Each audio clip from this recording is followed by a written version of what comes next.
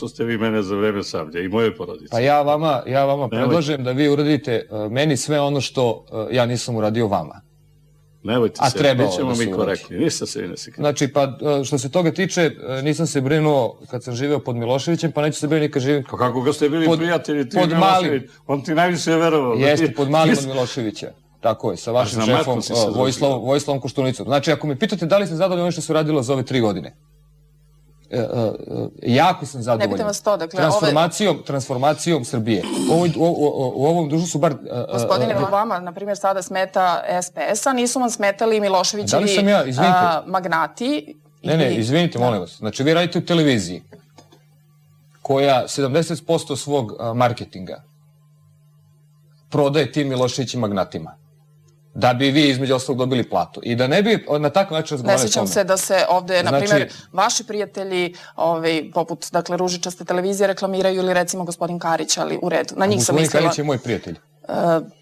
Svejedno, dakle, možda nekih ljudi iz vaše stranke. Izvinite, 063 je Karićeva mobilna telefonija. Mislim da to manje interesuje građane Srbije, nego ja vas pitam. Dakle, da li ste zadržali Miloševića? Bogoljub Karić nije izlazio iz centrale Demokratske stranke, nego iz centrale Demokratske stranke Srbije, što samo po sebi meni uopšte ne predstavlja problem. Ali kažu da je gospodin Živković uglavnom zastupao interese, bar tako rekao gospodin Labus, gospodin Koštunica, na pregovorima. Mislim, ima različitih informacija, to čuju građani. Evo, tu je bio učesnik pregovora, ja mogu da vam kažem ono što sam u svakom trenutku rekao, ja ovde ne želim uopšte da polemišem o SPS-u. Čak mislim da je to nepristojno. U budućoj vladi i podršci SPS-u. Znači, možemo da govorimo o budućoj vladi. Kada mi govorite upotreba...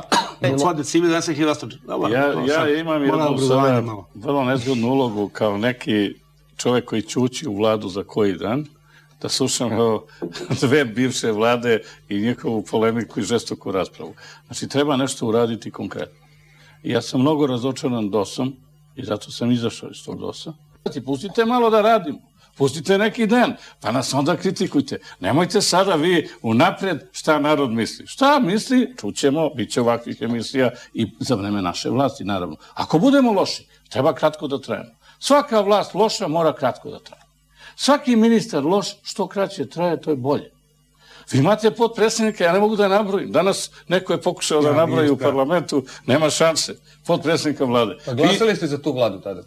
Pa slušajte, ja sam glasao da vi nešto uradite. I ja sam vas podržao. Evo vi ste, na primjer, potpredsjednik vlade za evropske integracije. Tako? Da. Konkretno šta ste uradili za vreme mandata, evo ja da vam dam sad papir da napišete 2 stvari, evo, neka me obese, ako vi napišete... Dobro, može nešto drugo.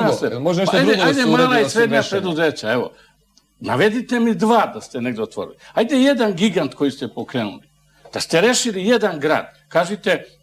Savršili smo Kragujevac. Evo, tamo imamo kompletnu lokalnu vlast i tamo smo rešili neke probleme. Izabrali ste loš primjer, pošto je u Kragujevcu puno toga urađeno. Pa jeste, samo neko ne rade firme, ne rade fabrike. Puno toga urađeno. Što se tiče onoga što sam ja lično radio, možemo o tome da pričamo. Mislim da većinu toga ovde ne treba Gospodine Iliću, traži... iznositi kao argument, jer nije tema... Imali ste zamerke na ono što se događa... Vi sada, molim vas, vi imate gađenje prema socijalistima, kako ste rekli, danas slušam jednog vašeg funkcionera. A ja mislim u 40 opština u Srbiji trenutno vršite vlast lokalnu sa socijalističkom partijom. Je li tako, Vučeliću? Da, dosta opština.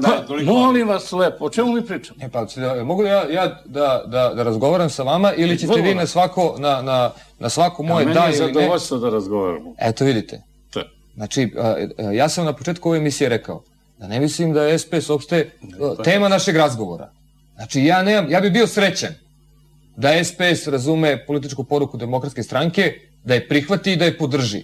I možda sam zbog toga ja đavo u Srbiji. Što svaki put kažem, važan mi je cilj.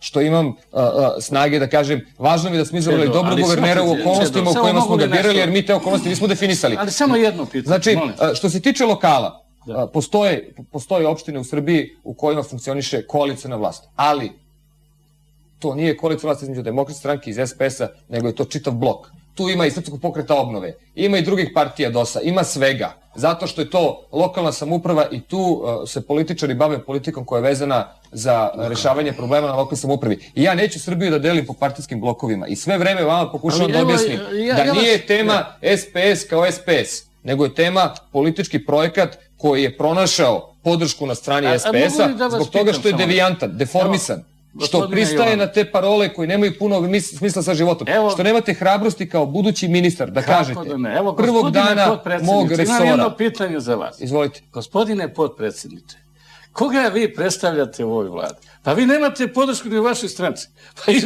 Pa vi nemate podršku u demokratskoj stranci. Pa ja da sam potpredsjednik vlade, a da izgubim u sopstvenoj stranci izbore, pa je podne ostavkom sve funkcije i što bi kući. I vidite, podneli smo- mlad čovjek, a politički penzioner. Ko ćete vi sad kada odete u penziju? Evo, već se sad politički Pa da vam penzioner. kažem nešto, morat ću da vas razočaram. A vidite, Ne osjećam se zbog toga manje vrednim. Tačno sam bezvredan kao i 5. oktobra. I to mi govori jednom prilikom Ne, Milošević. 5. oktobra ste bili okej. Bili ste dobar momak. Pa isto sam bio samo Čedomir Jovanović. Ne, Što se ali tiče jedno- političke penzije, vrlo rado. Ali kad vidim vas pre toga u penziji. Dobro, A ja pošto ste nisam tako sporan. puno pažnje poklonili Skupštini Demokratske stranke. Da, nisam ja sporan. Zašto Znači, sam ja ako vama ste tako sporan? puno pažnje, A vidite, moram da kažem da ćete biti razočarani. Znate, izbori su kandidovanje ideja. Za moju ideju, koja je potpuno suprotna vašoj, glasalo je 45% delegata na Skupštini Demokratske stranke. Ja ne mislim da je to samo po sebi nešto dobro, što je a obeshrabrujuće. vi sebe smatrate za jednog odgovornog čoveka i za jednog čoveka koji nije napravio ništa ružno u svojoj vlasti, evo za vreme mandata potpredsjednika vlade. Ne, ja mislim da sam apsolutno odgovoran i da sam uradio puno teških stvari, puno nepopularnih, puno stvari koje su zabolele neke ljude oko mene. Apsolutno to znam, da. Recimo SPS. Ako govorimo o političkim partijama. Ako očekujete od mene da ja uništavam stranke u Srbiji, zato što drugačije misle, to neću da radim, da izbacujem ljude iz Skupštine.